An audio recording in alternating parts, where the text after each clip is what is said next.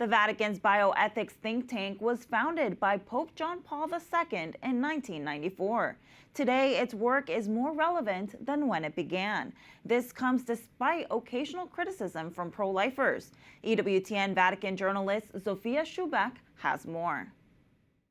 The Vatican institution charged with the defense of human life and the promotion of human dignity dates from Pope John Paul II. In February 1994, he established the Pontifical Academy for Life. The group stays in close contact with institutions of higher education, scientific societies, and research centres that deal with life-related issues.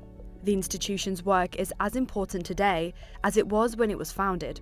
The Pontifical Academy for Life is at the forefront of discussions over artificial intelligence, end-of-life care, and public bioethics. To learn more, I visited the Academy to speak with its president, Archbishop Renzo Pegoraro. Monsignor, thank you so much for agreeing to this interview and inviting us to the Pontifical Academy for Life. What was the Pope's intention by creating this academy?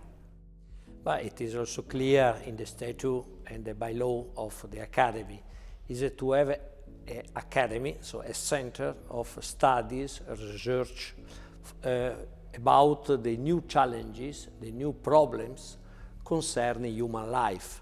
So there is an important dialogue, interdisciplinary dialogue, so involving biologists, doctors, but also philosophers, theologians, lawyers, all people that could help to analyze the new questions, the new problems, sometimes very urgent and very complicated issues, coming from the development of medicine, the development of science or biology, and in which way to define the ethical responsibilities to protect human life and to promote human life with the respect of the dignity of all human beings, from the beginning of life to the end of life. Before, there was a need to sign a declaration that someone is pro-life when they wanted to come and work at the Academy.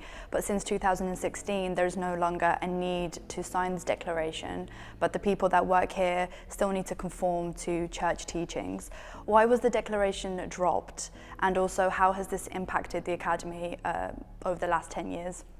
Also, before there was a kind of reducing the use of the declaration, because the focus was on the statute of the Academy, because also there was that was from the beginning in the statute, but we realized the last 10 years to have members that are not Catholic, but they come, for example, we have two Jewish members, we have one from Islam, we have two Greek Orthodox members, so that this presence of members coming from other religions, but they confirm to agree with the basic values concerning human life, and they agree with the teaching of the Catholic Church about these topics.